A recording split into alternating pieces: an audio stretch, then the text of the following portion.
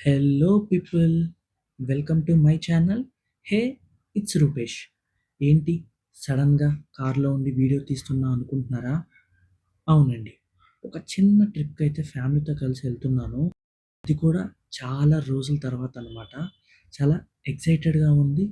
ఎక్కడికి వెళ్తున్నాను అని చెప్పే ముందు ఫస్ట్ అయితే మనం మా బెజవాడలో ఉన్న కనకదుర్గమ్మ తల్లికి ఒక నమస్కారం అయితే పెట్టుకొని మంచిగా వెళ్ళి రావాలని కోరుకుంటూ వీడియోలోకి అయితే వెళ్ళిపోదాం. మేము ఇప్పుడైతే మోపిదేవి టెంపుల్కి అయితే వెళ్తున్నాము. మేము అలా వెళ్ళే దారిలో నా కాలేజ్ మీకు కూడా చూపిద్దామని చెప్పి ఒక చిన్న వీడియో క్లిప్ అయితే తీశాను. మా కాలేజ్ నేమ్ వచ్చేసరికి Prasad V Potluri Siddhartha institute of technology. VR Siddhartha back side అయితే ఉంటుంది. మా కాలేజ్‌కి వెళ్ళాలంటే వీఆర్ సిద్ధార్థ మెయిన్ ఎంట్రన్స్‌లోంచి నడుచుకుంటూ పీవీపీ సిద్ధార్థ దాకా వెళ్ళాలనమాట. నా బీటెక్ అయితే 2019లో కంప్లీట్ అయ్యింది. మా కాలేజ్ చూడగానే కొన్ని జ్ఞాపకాలైతే గుర్తొచ్చాయి. మేము మా ఫ్రెండ్స్ చేసిన అల్లరైతే అసలు అంతా ఇంతా కాదనమాట. అవన్నీ అప్పుడు ఎప్పుడు గుర్తొస్తూనే ఉంటాయనుకోండి. ఏదేమైనా అప్పుడు చదువుకునే రోజుల్లో చాలా బాగుండేది. మనం అప్పుడు చదువుకునేటప్పుడేమో ఎప్పుడు అయిపోతుందో అని చెప్పి మనం అనుకుంటాము. కానీ చదువు అయిపోయిన తర్వాత మళ్ళీ ఆ రోజుల్లోకి ఎలా వెళ్లి ఎంజాయ్ చేయాలని చెప్పని ఆలోచిస్తా ఉంటాము. కానీ ఏదేమైనా సరే ఆ రోజులే వేరు. అలా చుట్టూ మేము వెళ్తూ ఉండగా మాకైతే కొన్ని పచ్చని పొలాలు, చెట్లు, తాటి చెట్లు, కొబ్బరి చెట్లు అన్నీ కనిపించాయి. చాలా బా అనిపించింది. చాలా రోజుల తర్వాత అయితే బయటకొచ్చాం గదా! సో, ఆ ఫీల్ అయితే ఉందనమాట. ఫ్యామిలీతో అలాగా సరదాగా కబుర్లు చెప్పుకుంటూ అయితే మేము ట్రిప్‌నైతే ఎంజాయ్ చేశాము. ఇలా మాట్లాడుకుంటూ వెళ్తుండగా అయితే ఆల్మోస్ట్ టెంపుల్ నియర్ బైకొచ్చేసాము. ఇదేనండి మోపిదేవి టెంపుల్.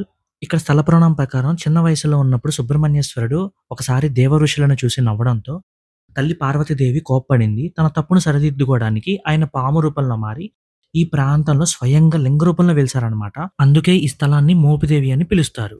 టికెట్ ప్రైసెస్ అయితే మీకు వీడియోలో చూపించాను. అలాగే మన గవర్నమెంట్ వెబ్‌సైట్‌లో కూడా టికెట్స్ బుక్ చేసుకొని అయితే వెళ్ళొచ్చు. దర్శనం అయితే బా జరిగింది. తర్వాత మచిలీపట్నం బీచ్‌కి వెళ్ళే దారిలో కొన్ని పాతకాలపు బోట్స్, కొన్ని సీనరీస్ అయితే రికార్డ్ చేశాను. అవి ఎనక మ్యూజిక్ పెడతాను. ఎంజాయ్ చేయండి.